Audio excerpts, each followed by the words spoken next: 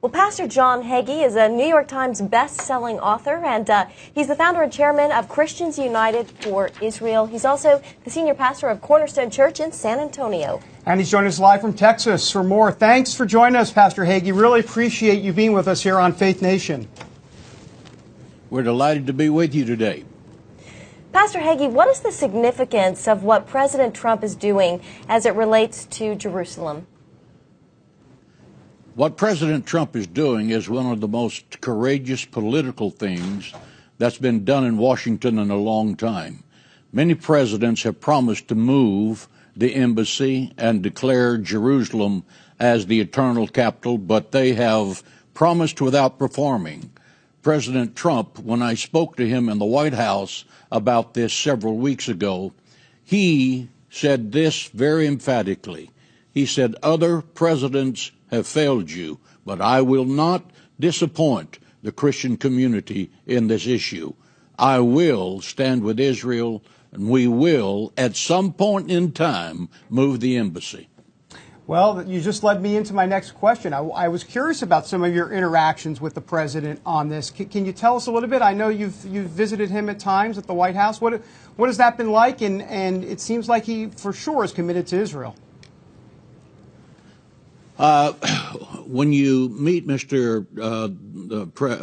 you meet the president, he's very cordial. He's very warm. He's very engaging.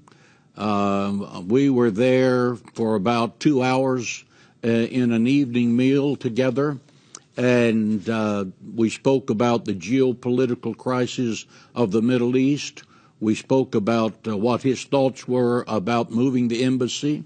And I talked to him about the significance of moving the embassy in the Jubilee year, because I told him that God measures everything in modules of 50 years. And I said, this is a principle that's carried out in Leviticus, the 25th chapter.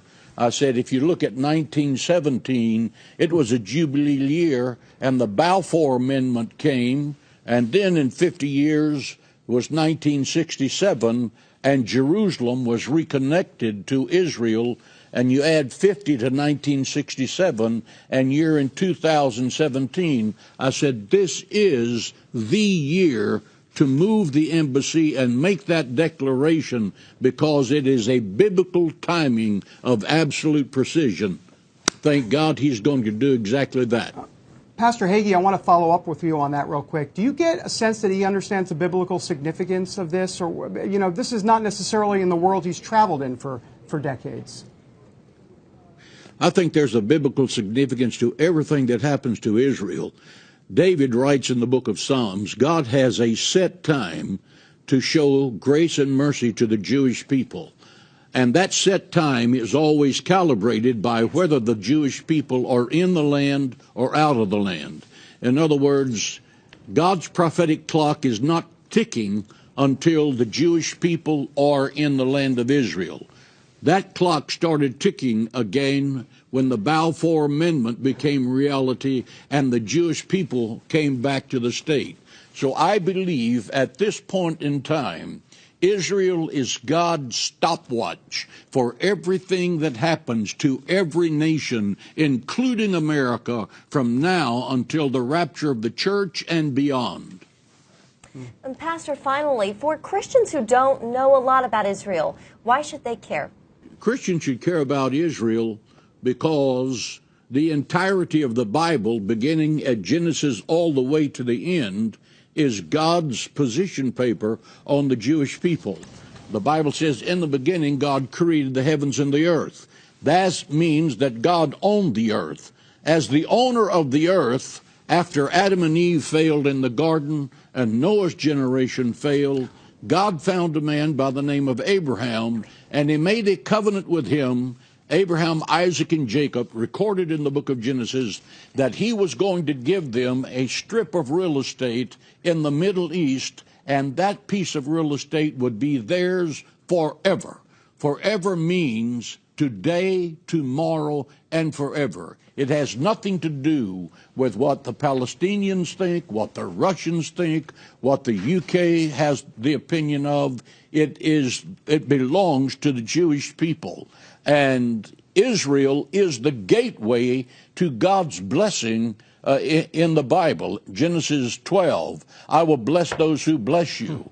World history can be summed up in one sentence. The nations that blessed Israel were blessed of God, and the nations that cursed Israel were cursed of God. The Egyptians cursed the Jewish people, and God wiped them out. He drowned their army in the Red Sea. He sent plagues to destroy their wealth. Where are the Babylonians? They're gone. Where are the Persians? They're gone. Where is the Roman Empire? It's gone. Where is the former Great Britain? It's now reduced to one island. Where are the lunatic Nazis who followed Adolf Hitler? They have been wiped off the face of the earth. Where is Israel? It is alive, it's prospering, it's growing, it is still the apple of God's eye. The Bible says that God's eyes are on the city of Jerusalem every day and constantly. So God's timepiece, Israel, is clicking right on schedule. Well, Pastor John Hagee, I hope you can hear this because that's a drop the mic moment. We do appreciate that. Thank you so much for being. I can't tell you how much of a pleasure it is to talk to you today. Thank you. Thank you. Well, God bless you. It's been a pleasure to be with you. All right. Thanks. Pastor John Hagee taking us to church. Wow. Preach. He literally dropped the mic. He did. All right, well, for more of Pastor Hagee's work in Israel, make sure you can check it out on his ministry's website. You can go to jmh.org/Israel. And Pastor Hagee, once again, for joining us. Yeah, that was fantastic.